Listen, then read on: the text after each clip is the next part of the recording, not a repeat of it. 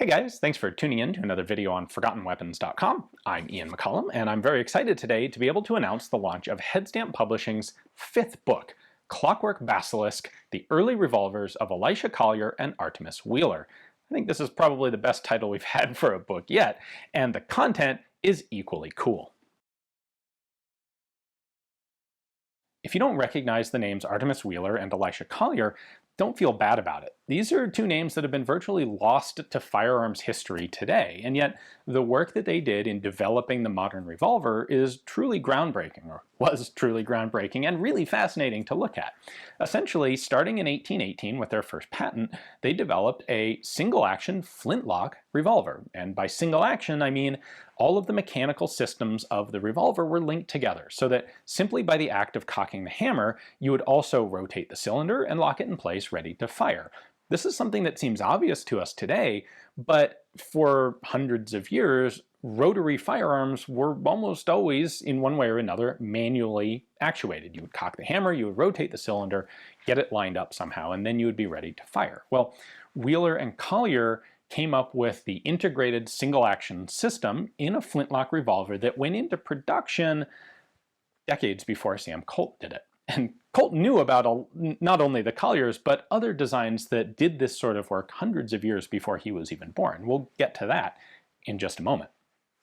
So, Clockwork Basilisk is a deep dive into the history of what Collier and Wheeler were doing. For about 10 years, the two, and mostly Collier. Wheeler was heavily involved in the original design. It was Collier who would take the gun really onto the market and have it manufactured, and produced to the tune of about 250 examples in the 1820s. These guns spread across the continents. They went as far as, well, from the United States on one end to New Zealand in the other end. There's a fantastic story in this book about one that was in the possession of a Maori war chief in New Zealand in the 1820s. Some really fantastic history associated with these revolvers. These are guns that went to India for personal protection with British officers, British colonial officers. These are guns that were tested by the United States and the United Kingdom's military forces in the 1820s.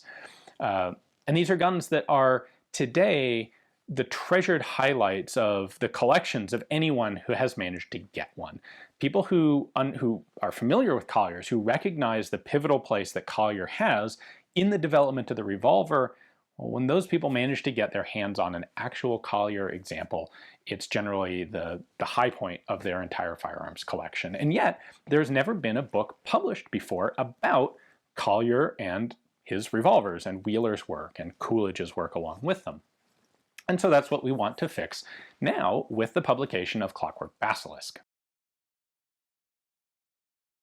The research behind this book was something that absolutely required a team effort. Now, if you look at the cover of Clockwork Basilisk, you'll see the name Ben Nicholson, and he was, in fact, the lead author. He was a professor emeritus at the School of the Art Institute of Chicago, where he taught courses on subjects like art, architecture, and design. And it was during a 2015 course on revolver design and the history of revolver design that he became particularly interested in the Collier system. He discovered its existence and then couldn't find much more information about it. And the idea stuck in his head, and he would spend the next 5+ years traveling the world and researching connections to Collier revolvers, finding them in museum and private collections, finding documentation about them, and researching where this system had come from and how it had all happened. Now, this was a team effort, absolutely. You'll see many references in the book to the Collier team. That consisted of 6 individuals, primarily, one being Ben Nicholson, the lead author, and then also a number of other researchers and historians and academics on several different continents. So Jonathan Ferguson, Frank Graves, John McLean, Matthew Schneiderman, and David Williams. These are all people who have previously published works. They're all academics and historians and researchers, and their efforts were all essential in creating the final product that is Clockwork Basilisk. All right, so what are you actually getting in the book? Well, first off, it's a 2-volume set, so you're getting 2 separate hardcover books. Volume 1 contains all of the main information of the manuscript. Volume 2 is a series of annexes and the catalog. Now the catalog is literally just that. It is a catalog of every known existing Collier revolver with a photograph and information on the provenance, the location, and relevant details of that specific Collier. So the idea is while you're reading through the main text, you can also have Volume 2 open, referencing material probably in that catalog, but potentially also in the annexes. The annexes cover things like proof marks on Colliers, an overall timeline, a glossary.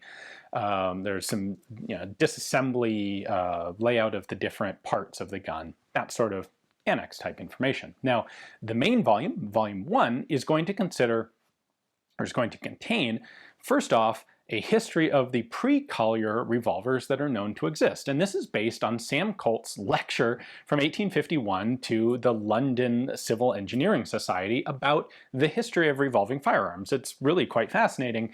Sam Colt himself was the first person to publish a history of revolvers, and when he did this, he knew about Colliers and a number of other very interesting earlier revolving firearm systems, a couple of which would have invalidated his own patents, and so he kind of left them out of his lecture. Well, we're covering some of those here in Clockwork Basilisk. Anyway, with the introduction about what came before, then we go to Wheeler and his development of this system, and then information on what Collier did with the guns, and then the description, history, development description of the three main models of Colliers. So they're the first model, Clockwork Colliers, the second model, which are actually manually rotated Collier pistols, flintlock, and then the third pattern, which are the percussion Colliers. And that includes both guns that were manufactured from scratch as percussion guns, and also flintlock Colliers that were converted to the percussion system later on, when that became the predominant preferred method of ignition.